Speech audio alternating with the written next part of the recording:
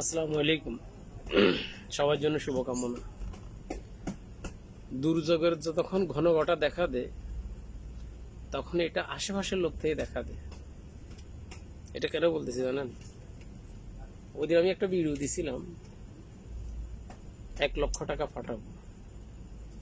টাকাটা পাঠাবো বলছি, পরবর্তীতে আমি ডিসিশন চেঞ্জ করছি, দেন 2 দিন পরে পাঠাবো। টাকাটা আমার কাছে আসছে এখনো। এখন টাকাটার ভিডিওটা দেখে আমার এক ঘনিষ্ঠ লোকের টাকাটা লাগবে। আমি কি করি বলেন? এখন টাকার অ্যামাউন্টও বাড়ি গেছে, একের সাথে আরো 20 যোগ হয়েছে। এখন আমাকে 1,20,000 টাকা দিতে হবে। এখানে 1,20,000 টাকার ব্যবস্থা করা হয়েছে। 1,20,000 টাকা আমার এখানে আছে উইথি দিনার। ওই হিসাবে আমি 1,20,000 টাকা রাখলাম। 1,20,000 টাকা আজকে দিব।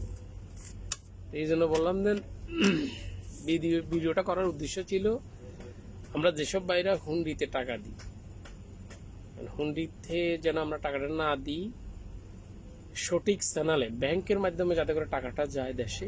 এই জন্য আমার মূলত ভিডিওটা করা। কিন্তু এখন দেখতেছি এই ভিডিওটা আমার একটা ঘনিষ্ঠ লোকে দেখছে। এখন এমন লোকে দেখছে আমি তাকে না দেওয়ার উপায় নেই, টাকাটা তাকে দিতে হবে, দিচ্ছি। ওকে, যাই হোক, সমস্যা হবে না।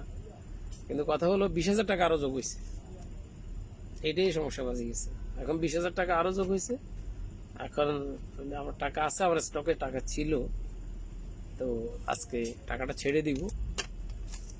তো এই টাকাগুলো আমরা কিভাবে ছাড়ি, মানে এখানে ছোট যে ব্যাংকগুলা, এগুলার সিস্টেমটা কি, আমি যদি সম্ভব হয় একটু ভিডিও করে আপনাকে দেখাবো, আপনাদেরকে। এটা আজকে ভিডিওটা করবো। তো ভালো থাকেন। আল্লাহ হাফেজ, বাই বাই, আসসালামু আলাইকুম।